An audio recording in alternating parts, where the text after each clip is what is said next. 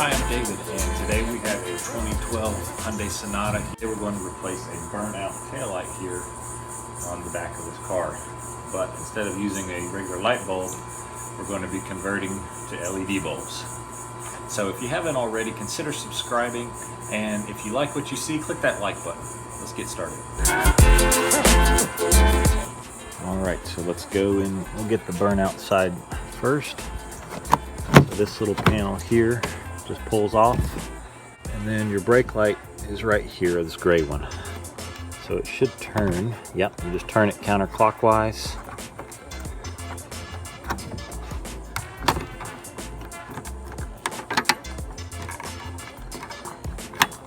And pull it out. For this bulb you have to twist and turn out like that. Can you see how that post right there is a little shorter? It's actually been melting down, and that's where the connection broke with the filament, as best I can tell.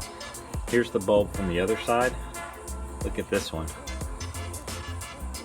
Here's the bulb from the passenger side. Can you see how much shorter that is right there? So this one was not going to last very long either. So here is the packaging.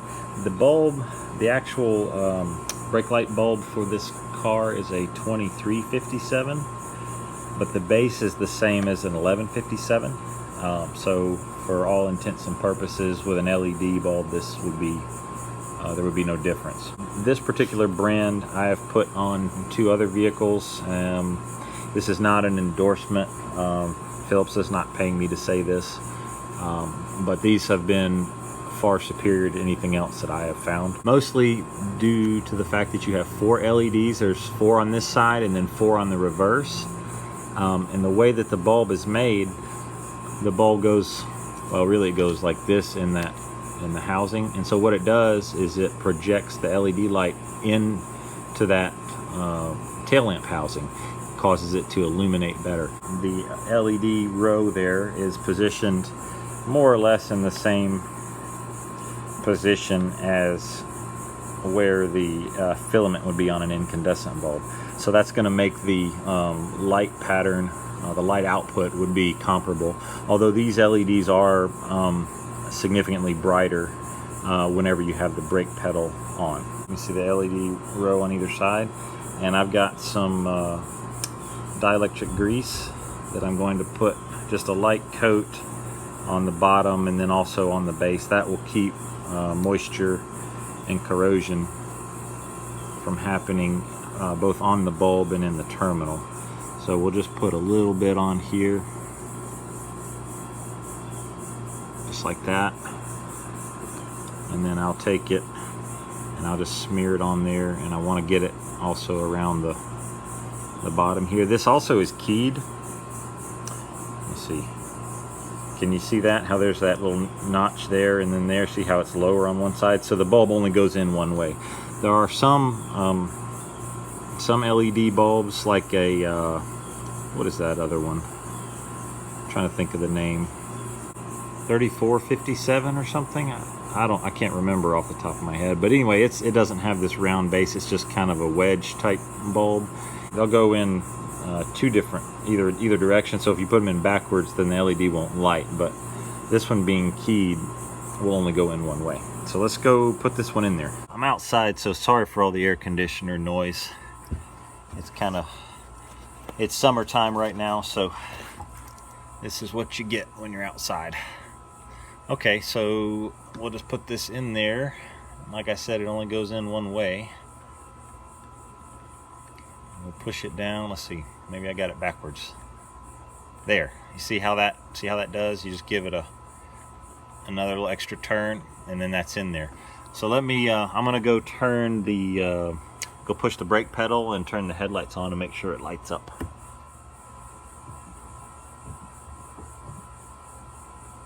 Cool. All right. Okay. So now we can just turn this. Put this back in. These are always a little tricky sometimes. Let's see here. Oh, I see. I think. So it's going to go like, see that? It just kind of turn it. You might have to kind of fight with a little bit to get it in there, but that's that.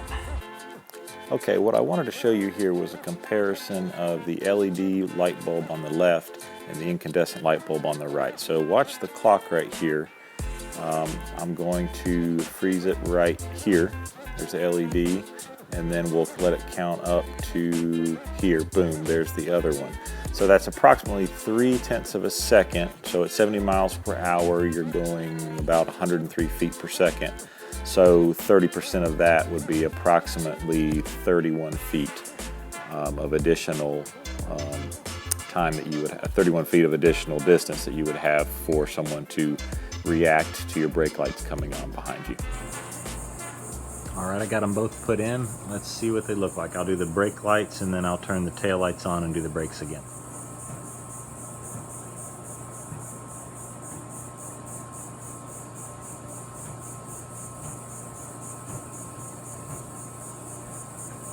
So again, this is not a sponsored video, but these are, in my opinion, far superior to anything else that I have seen on the market.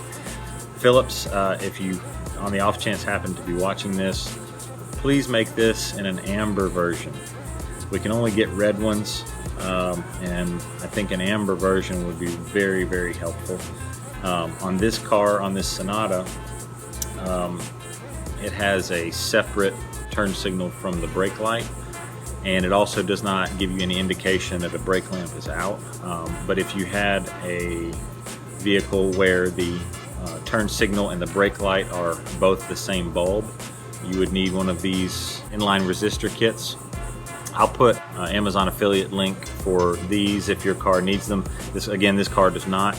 And I also put a link for these LED bulbs, all the different types that I can find on Amazon. I'll put an affiliate link down below.